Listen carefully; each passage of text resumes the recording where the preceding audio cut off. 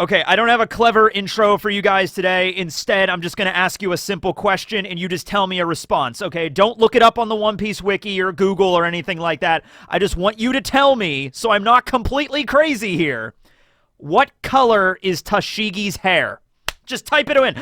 Don't look it up. Don't like, oh, I need to refresh my memory. No, just by your memory alone, what color is Tashigi's hair? Okay? All right. All right, you type it in, and it's like, all right, I think it's this. I'm like, okay.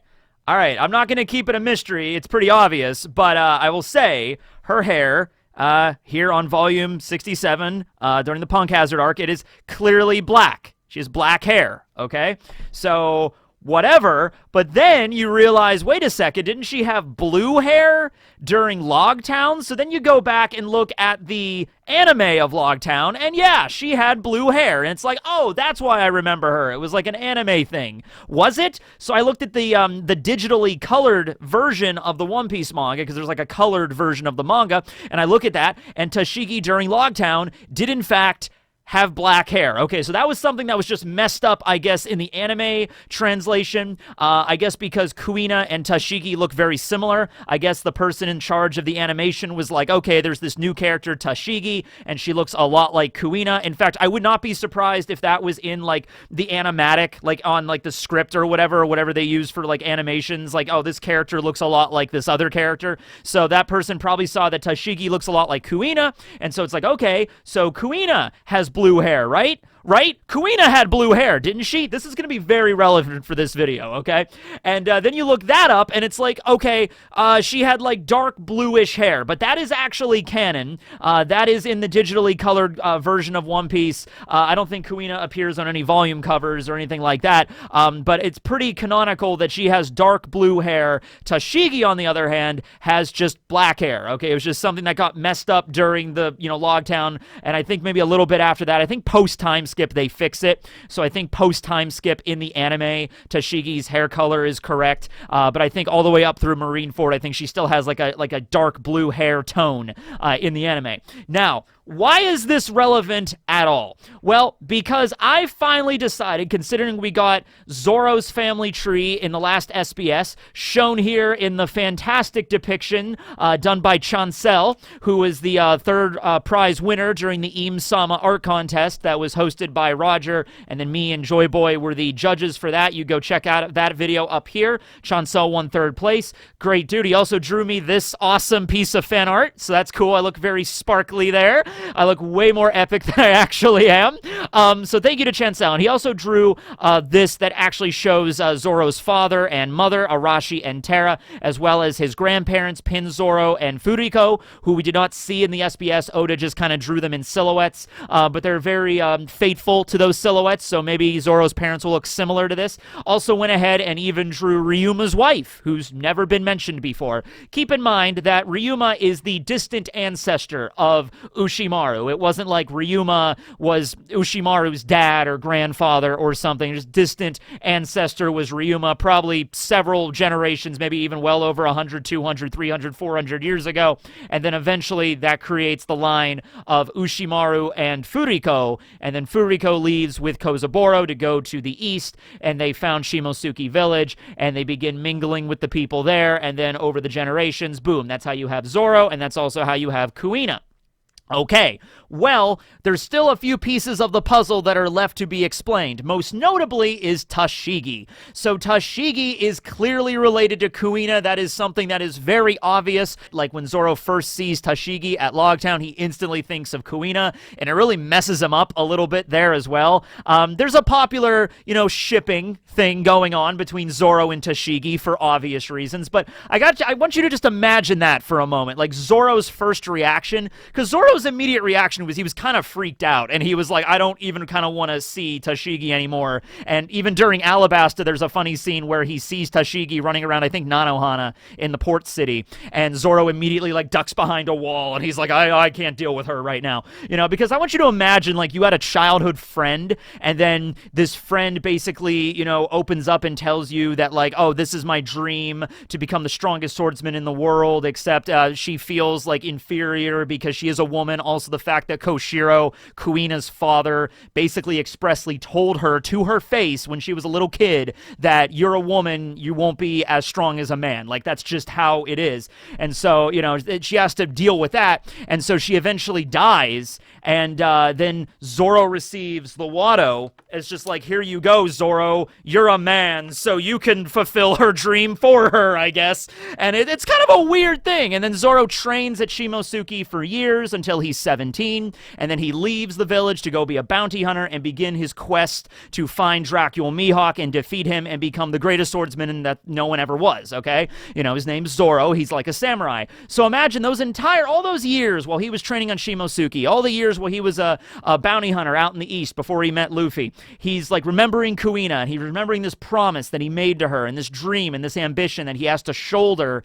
And then he runs into a woman that looks exactly like his childhood friend at Logtown. That would mess with you, like psychologically a little bit, okay? By the time you get to Punk Hazard, they're a little bit more cool with being around each other, but you can see the initial shock there, okay? So it's very clear Tashigi and Kuina are going to be related in some way. I just don't see any possible way that Oda's just going to be like, yeah, they just happen to look similar. There's nothing more to it than that. So also, in that SBS, it was revealed the exact numbers of the citizens that left Wano and went to the east, okay? We had 25 settlers that left Wano and landed at, Shimotsuki Village. However, not all 25 opted to stay there. So I guess they all landed at the village, and it wasn't called Shimotsuki Village back then. It was just a random village in the east. Mountain bandits were plaguing the town, so the citizens of Wano showed up, like Kozaburo, Furiko, everybody's there. Minatomo, who is the carpenter that we saw in the Goa Kingdom, they're all there. They fight against the mountain bandits, drive them off, they save the village. I guess the leaders become like Kozaburo, like I could see Kozaburo, Furiko being the leaders of the town, but only 10 members of that group from Wano decided to stay. The remaining 15 left Shimotsuki Village to find other homes somewhere in the east, okay? So it's pretty simple so far if we're going along with this logic. Dollars to donuts. Tashigi was born as a descendant from one of those other people, those other 15 settlers that left Wano, arrived at Shimotsuki, and then spread out through the rest of the part of the East Blue. It was also confirmed in a Vivre card, and I know the Vivre cards are not like 100% ironclad.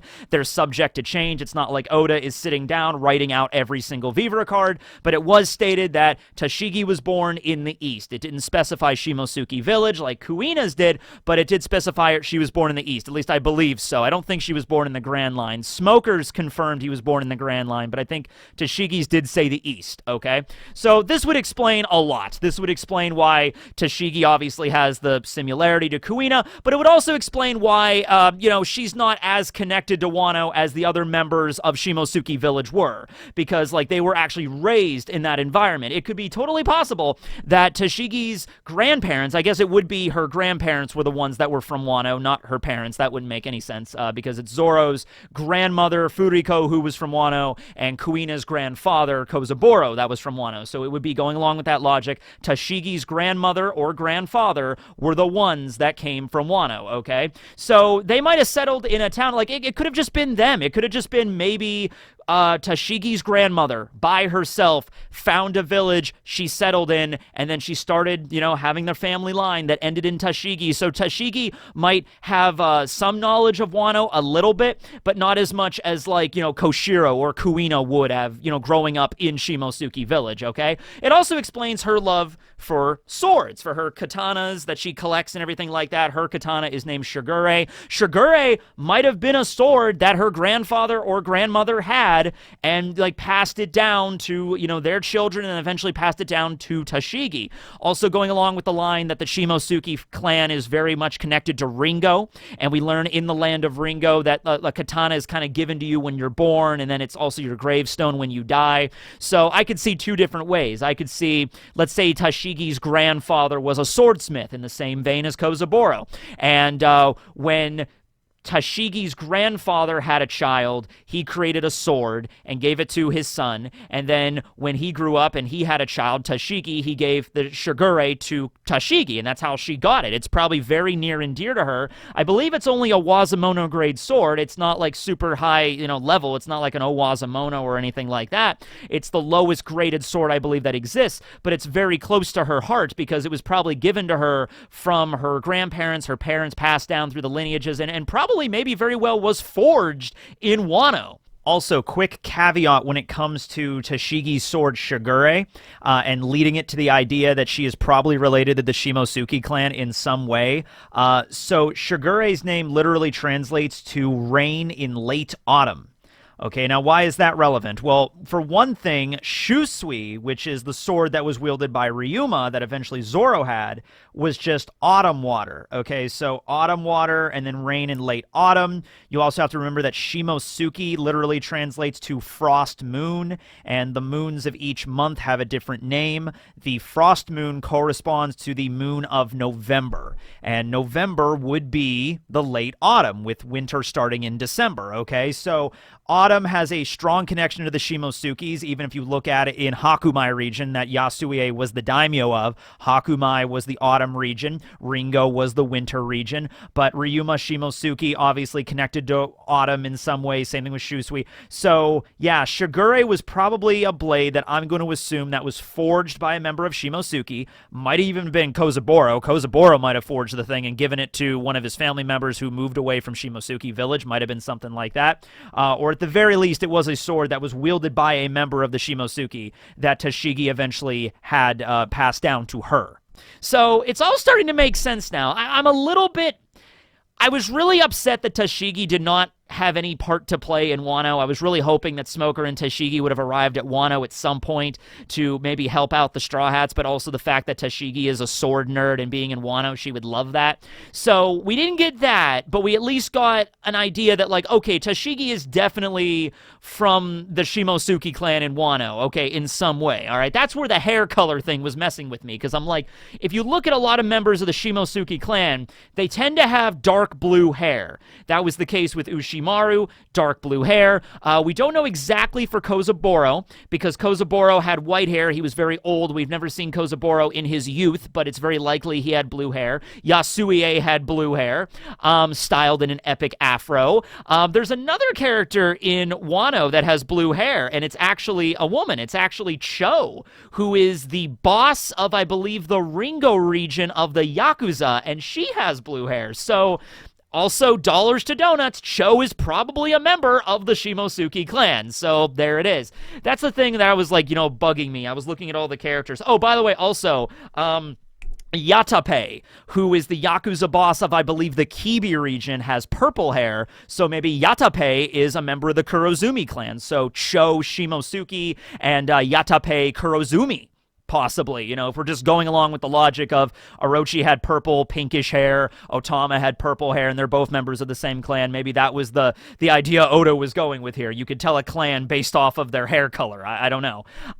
So anyway, though, yeah, you see Ushimaru, Furiko most likely had blue hair, Yasue had blue hair, Kozaburo probably had blue hair, and so that also makes sense with Kuina. But then you look at Koshiro, who is Kuina's father, and he has black hair, all right? So I'm like, okay. And then you look at Tashigi, who also has black hair. So it's like, okay, this is still feasible, all right? This is not like completely like an ironclad thing. Also, the fact that, the members of Wano, the citizens that left, that settled in the East, would have met somebody from the East that probably did not have blue hair and then having children, so there it is. I even thought of the whole, like, color wheel thing that, like, okay, let's say Furiko, Zoro's grandmother, had blue hair, and, what color combination if you take, like, yellow and blue, I think that makes green, or like cyan blue, or like cyan mixed with yellow makes green, like the color of green that's like Zoro's hair. So I was looking at like color wheels because that's how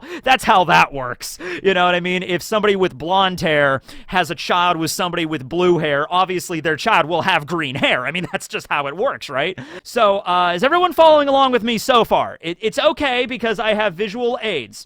All right, so now we're going to move over to this screen here, and we're going to be looking at some options. So to kind of like puzzle out Tashigi's exact family tree, okay? So it's like looking through a catalog. We have options here, ladies and gentlemen. Okay, so pulling this up, this is the first option that I arrived at. So I'm just going to walk you through this really quickly here and how they could be related. Obviously, this doesn't have anything to really do with Zoro's family tree. Furiko was a Shimotsuki. Kozaburo was a Shimotsuki. So in that regard, yes, Zoro and Kuina and Tashigi are all probably technically related, but it's kind of in the same vein as, like, how many people in the world have your same last name, okay? Like, I just for fun, I actually found a website that keeps track of that, and I typed in my last name, which was Crawford, and suffice to say, there's a lot of family members, a lot of people in the world that have the last name of the family name of Crawford, okay? Which I guess, in theory, I am technically related to all of them, but, you know, some more than others, you know what I mean? But anyway, so right here we have Kozaburo Shimotsuki. I'll start on the right with his family tree. This was something that was confirmed in the SBS, okay? Kozaburo met a woman in the east. They had a child, Koshiro, who is Zoro's master, and then he met a woman in the village as well, and then they had a child, and that was Kuina. Okay, so that's canon, all right? Then I decided, okay, well, what if Kozaburo had a sibling?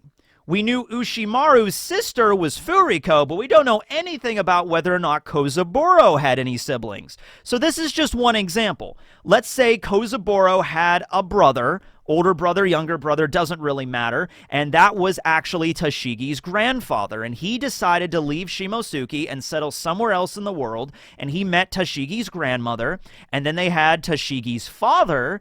He meets Tashigi's mother, and then they have Tashigi. So this is just option number one on how this could go. Moving on to option number two here, it's the same thing, except instead of Tashigi's grandfather and grandmother having a son, they have a daughter. Okay, and why is this relevant? Well, because the family name would therefore change. So if this is the way it all went down, that would mean that Tashigi's mother would be, she would have the last name Shimotsuki, but then she would meet a man somewhere in the east, and if they go along with the, you know, the traditional naming scheme of taking the man's name, the family name, then that would make Tashigi's last name not be Shimotsuki, which I don't think it is. I don't think her last name is Shimotsuki. I think it's going to be something completely different because of that reason. Just like how Zoro's name is Roronoa Zoro. It's not Shimotsuki. It's not Zoro Shimotsuki. Because obviously it would have been the fact that Furiko met Pin Zoro, took his family name of Roronoa, and then they had Arashi, and then they had Zoro. Okay, so that's just another example of that. This is the same kind of setup, except instead of Kozaburo having a brother, he had a sister. Same situation there. Okay, so this one is taking a different kind of approach to it, okay? But this is still feasible, okay? And these next two are the same, just flipped in a certain way, okay? So in this version, we have Koshiro meeting Kuina's mother, having Kuina, but then we also have a version of events, well, what if Kuina's mom had another child before she met Koshiro?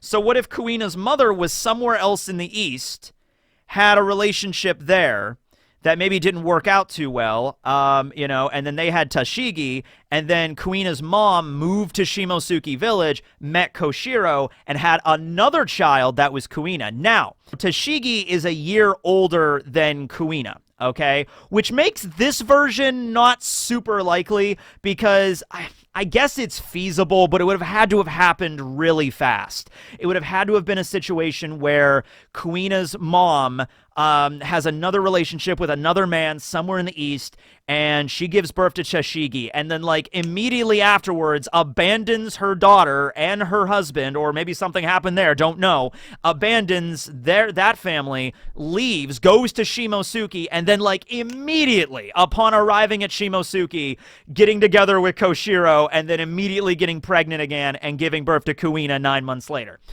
It's not impossible, but it's not very likely, okay? What is more likely, though, is this happening, okay?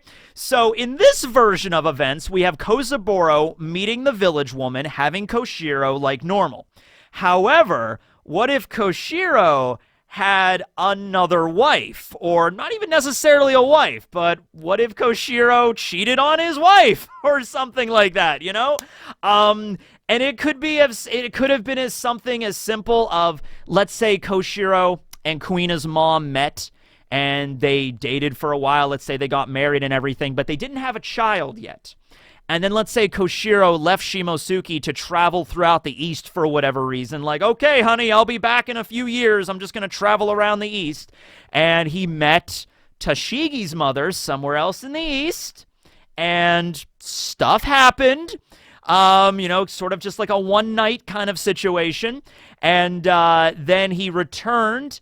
She gets pregnant, but he doesn't know that. He kind of just leaves. And then he returns to Shimotsuki Village like a year later. And then his wife, Kuina's mom is there. And then he's like, okay, well, I'm back from my trip, honey. It's like, oh, I missed you so much. And then they have Kuina a year later. That is more likely. It doesn't really paint Koshiro in the greatest lights. But then again, from what he basically told to Kuina, like right to her face, right to his daughter's face of, I'm sorry, honey, I know you want to be a great sword master someday, but sorry, you just have one extra X chromosome. You're not going to be able to make it work. I'm just sorry. Just leave it to Zoro. And then it's honestly even worse when you really consider that's probably the reason why she died. That's not cool, Koshiro, not cool. But in this version of events, it's also feasible. Okay, so there are some options on the table there. Oh, one more thing I wanted to show with that. So how Kuina and Tashigi are related. So if we're going ahead with this option right here, Tashigi and Kuina would be second cousins. I have a friend that knows way more about family trees than I do, so I actually messaged him about this, and he doesn't watch anime at all, so I just messaged my friend. I'm like, hey, I know you know nothing about anime, but how are these two characters on the very bottom related? And he's like, they'd be second cousins for sure. And I'm like, okay, so in this version of events, Tashigi and Kuina are second cousins, and their family relationship is Kuina's grandfather is Tashigi's grandfather's brother. That's how that would go. I know this gets kind of confusing. Same thing with this. In this version of events, though, in all other versions here, Kuina and Tashigi would be half siblings. And it's feasible. It's totally feasible. Sharing the same father or sharing the same mother. I would say sharing the same father would make more sense if Oda wants to go that direction of it. It would also explain the almost exact family resemblance. I'm not saying it's impossible that in this version right here with Kuina and Tashigi being second cousins, they would not resemble each other. It's very possible, definitely. But this version of events, I think, makes way more sense in terms of just how similar Kuina and Tashigi look, sans their hair color, where Kuina's hair color is more dark blue and Tashigi's is just black. But in the case with Koshiro having black hair, that would make a lot of sense, especially I don't know how I don't know what the recessive genes or whatever, how it works, because in our world, I know having brown hair is the dominant trait, or brown eyes, one of the two, because my dad actually has green eyes and my mom's the one that has brown eyes, and I actually really wished I would have had green eyes because green eyes are really cool, but no, I got the dominant gene, which was brown eyes instead of green, so that's just how that goes there, but I'm not sure how it would work if it skips generations or whatever. So whatever. I'm honestly, my personal headcanon, I think I'm gonna go with this. It's not as complicated as the other one, but it makes a little bit more sense to me. Anyway, so that is the family tree for Tashigi, some options that I threw out there. Once again, at the end of the day, and this is for a lot of people that are upset that Zoro's family tree was revealed in an SBS. Honestly, I'm just gonna tell you straight up, his family tree is probably not going to matter all that much, guys. The fact that Oda did reveal Zoro's family tree in an SBS kind of in and of itself tells us, the viewers, that, listen, Zoro obviously had parents, everybody has parents, okay? He had grandparents. His grandmother was from Wano. That's where the connection is, but, there's nothing else to it than that. And also, I don't feel like every single member of the Straw Hats has to have a parent that's super relevant in the world. You know what I mean? Like, not every Straw Hat's parents has to be like, yeah, Usopp's dad is one of the red-haired pirates. That's badass. Sanji's dad is the leader of the Jerema Double Six. That's less cool because he hates his father, but, you know, Judge is, well, definitely from what the last cover page showed us, getting relevant in the story. But, you know, that doesn't mean they all have to be. We know Frankie's parents used to be pirates. That doesn't mean they had to be freaking Yonko way back in the day or on a Yonko crew or anything like that. We know nothing about Brooke's parents. Brooke's parents, I mean, like, Oda could probably reveal Brooke's parents in an SBS too. Like, yeah, this is Brooke's parents. They were born in the West Blue, and they were, maybe we'll find out the name of the kingdom where Brooke was from, and he led the battle convoy and everything. But, like, maybe Brooke's dad was the leader of the battle convoy, and then he retired, and then Brooke took up the mantle. Like maybe it was something like that. Sure, it's good for world building. I love that type of shit. But that doesn't mean, like, Brooke's parents had to have some super connection to, like, the rest of the world or anything like that. We know nothing about Jinbei's parents. Nothing at all. So, and it's like, once again, maybe Jinbei's parents might have helped shape his ideology a bit, most certainly, like all parents do in some way or another, but, like, once again, probably not going to be super, super relevant to the story, okay? And so I'm okay with that, though. I'm perfectly fine with finding out Zoro's parents in an SBS. Maybe there'll be another story with it later. Maybe if Oda ever does discuss the whole Tashigi thing, maybe we'll find out more about it through that. But for right now, just really not important. So that's just how it goes. But anyway, thanks for watching the video, everybody. I'm slacking on the snake facts. I don't have any more snake facts for you today, so next time we'll come up with one of those. But thanks for watching, everybody. Let me know what options you think are on the table for Tashigi's family line and how it connects back to Zoro and Kuina and all that kind of jazz, and the Shimotsuki clan and whatnot. Thanks for watching. This will be Tekking, signing out. Later, everybody.